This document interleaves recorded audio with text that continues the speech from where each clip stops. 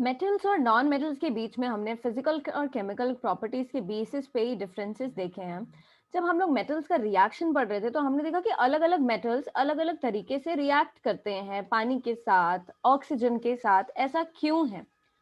तो ऐसा इसीलिए है क्योंकि उनकी रिएक्टिविटी डिफर करती है। तो रिएक्टिविटी ऑफ मेटल्स के बारे में बात करेंगे आज हम लोग।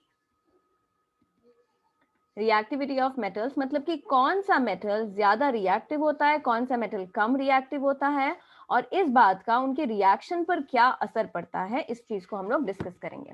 ठीक है। So the reaction of as I can say, the reaction of metals with acids, with oxygen, with water tells us that metals have different reactivities.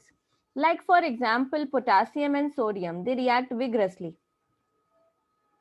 So potassium and sodium, they are most reactive.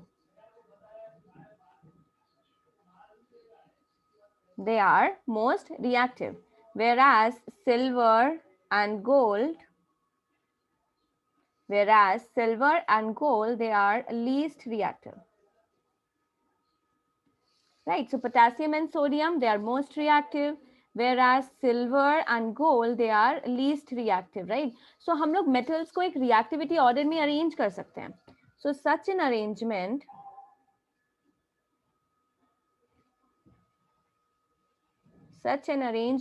of metals in decreasing order of reactivity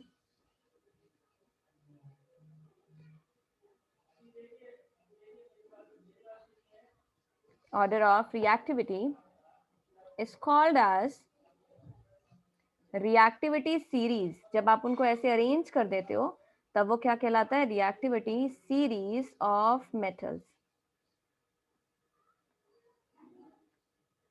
What is it called? It is called as reactivity series of metals. तब आप क्या कहते हो उनको? Metal को हमने reaction के आधार पर, उनके रिएक्टिविटी के आधार पर एक सीरीज में अरेंज कर दिया, right? So what you get here is potassium, sodium, barium, calcium, magnesium, aluminium, zinc, iron,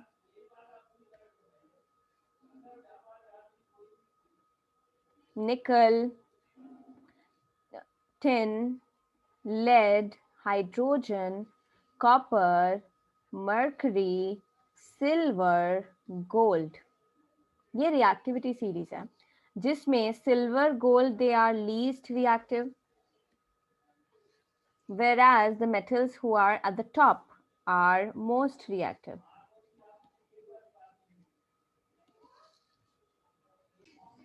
On the basis of this reactivity series, when we arrange the elements, हम देखते हैं कि potassium, sodium, barium, calcium, they are on the top of this reactivity series. So basically they are the most reactive elements. आपको ये reactivity series memorise नहीं करनी है, do not worry about कि इतना सारा कैसे याद करेंगे। यहाँ पर मैं आपको कुछ इन्फॉर्मेशन देने वाली हूँ, वो इन्फॉर्मेशन आपकी हेल्प या काम की है बोला जा सकता है। And when you see here, there is silver, gold, mercury, they are least reactive, right? Hydrogen is also placed here. अब देखिए यहाँ पर जब हम लोग पढ़ते हैं ना, इसका रिएक्टिविटी सीरीज का कहने का मतलब क्या है, कौन किस पे ज्यादा भारी पड़ने वाला है। जब एक मेटल प्रेजेंट है और दूसरा मेटल प्रेजेंट है तो कौन सा दूसरे को धक्का दे देगा, ये चीज समझने के लिए ये हेल्प करता है रिएक्टिविटी सीरीज, राइट? सो मतलब इस रिएक्टिविटी सीरीज में हम लोग ये देख सकते हैं कि when you go from top to bottom, there is decrease in reactivity, right?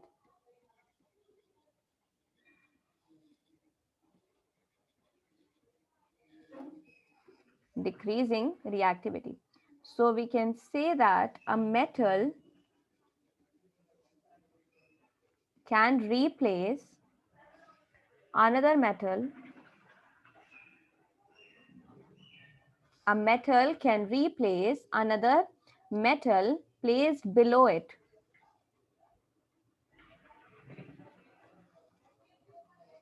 In the reactivity series.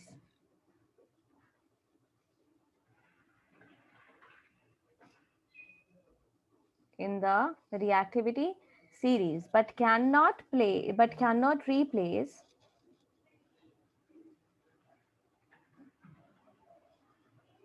the metal above it in the reactivity series. मतलब अगर एक मेटल रखा हुआ है रिएक्टिविटी सीरीज में ऊपर और दूसरा मेटल उसके नीचे है, जो कि आप यहाँ देख रहे हो, जैसे कि सपोज करिए एल्यूमिनियम और आयरन, एल्यूमिनियम ऊपर है और आयरन नीचे है, right? So a metal can replace another metal जो उसके नीचे रखा हुआ। एल्यूमिनियम आयरन को धक्का देके हटा सकता है, लेकिन आयरन एल्यूमिनियम को धक्का देके नहीं हटा सकता है, ठीक है? तो ये रिएक्शन जब हम लोग पढ़ते हैं, जब एक मेटल दूसरे मेटल को धक्का देके हटा रहा होता है, वो रिएक्शन क्या होता है? डिस्प्लेसमेंट रिएक्शन होते हैं, right? So there are many types of chemical reaction, right? There are many types of chemical reaction. In higher classes, you will study more about chemical reaction. अभी मैं आपको एक reaction के बारे में बता रही हूँ. Types of chemical reaction. Chemical reaction में देखिए, there are many types. Like there is synthesis reaction. जब कुछ नया बन रहा होता है, जब कोई चीज टूट रही होती है, decomposition reaction, right? There is synthesis, there is decomposition reaction, there is another type is displacement reaction. इसके अलावा भी होते हैं, ये तीन बस नहीं है ना displacement reaction, लेकिन हमारे काम की अभी क्या है? displacement reaction है. Then there is combustion reaction,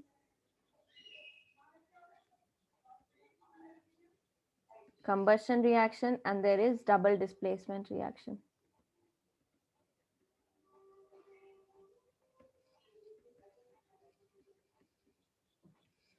So when we talk about displacement reaction or single displacement reaction, हमें क्या समझ में आता है? The reaction in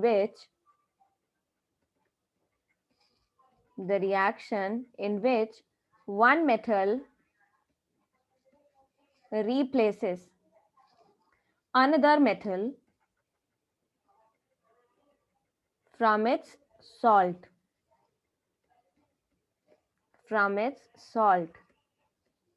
is known as displacement reaction.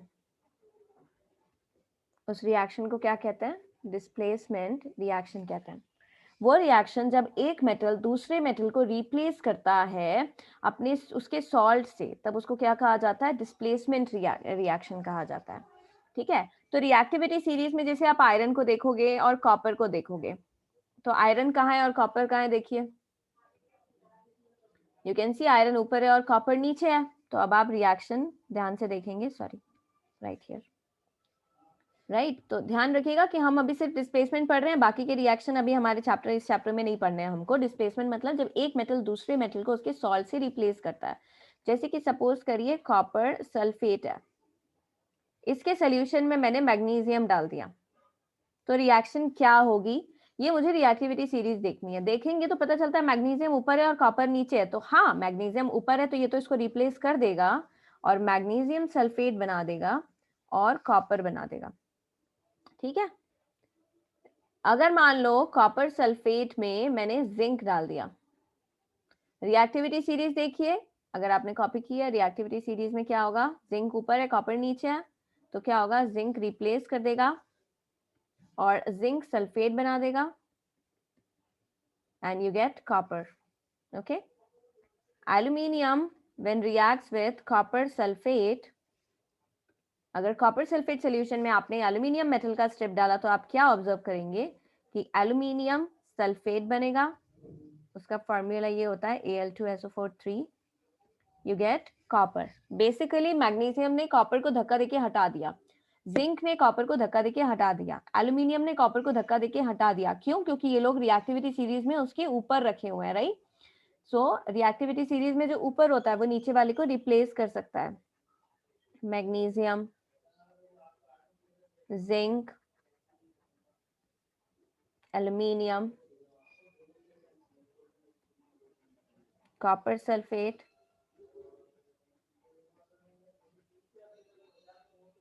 copper sulfate, copper sulfate. This is magnesium sulfate and there is copper. There is zinc sulfate. There is copper. there is aluminium sulfate and there is copper. When they react, you get 3 molecules of copper when 2 molecules of aluminium react with 3 molecules of copper sulfate. This is the reaction that is taking place. And ये reaction हम बता पाए, क्यों बता पाए? अच्छा, मान लीजिए अगर मैं आपको पूछूं कि जिंक सल्फेट सोल्यूशन में कॉपर डालने से क्या होगा, तो आपने ना लिख दिया कि अरे CuSO4 बन जाएगा और जिंक बन जाएगा। क्या ये रिएक्शन सही है? क्या ये रिएक्शन होगी? बिल्कुल नहीं होगी। क्यों? कॉपर रिएक्टिविटी सीरीज में जिंक के नीचे आता है, तो वो कभी भी जिंक को सोल्यूशन से, उसके सॉल्ट से नहीं हटा सकता, नहीं हटा सकता। ठीक है, तो वो मेटल जो ऊपर होगा, जैसे मैग्नीशियम कॉपर के ऊपर है रिएक्टिविटी सीरीज में, जिंक कॉपर के ऊपर है रिएक्टिविटी सीरीज में, वही रिप्लेस कर पाएगा जो रिएक्टिविटी सीरीज में ऊपर होगा। ठीक है, रिप्लेस कर रहा है क्योंकि। और डिस्प्लेसमेंट क्यों है? डिस्प्लेसमेंट रिएक्शन को आप ऐसे लिख सकते हो, this is A plus BC gives you AC plus B type of reaction, our displacement reaction. Okay, so if magnesium is A, copper is B, sulfate is C, you're getting AC, that is this, and you're getting B as a individual element, उसको बाहर निकाल दिया उसके salt से। ठीक है, ये reactivity series के द्वारा हम ये बता पाए, क्योंकि हमने रिएक्टिविटी सीरीज को देखा, हमने देखा कि कौन सा एलिमेंट ज्यादा रिएक्टिव होता है, कौन सा एलिमेंट कम रिएक्टिव होता है, right? Then that is why we were able to predict कि कौन सा रिएक्शन होगा और कौन सा रिएक्शन नहीं होगा। In the coming class, we'll talk about uses of metals and non-metals.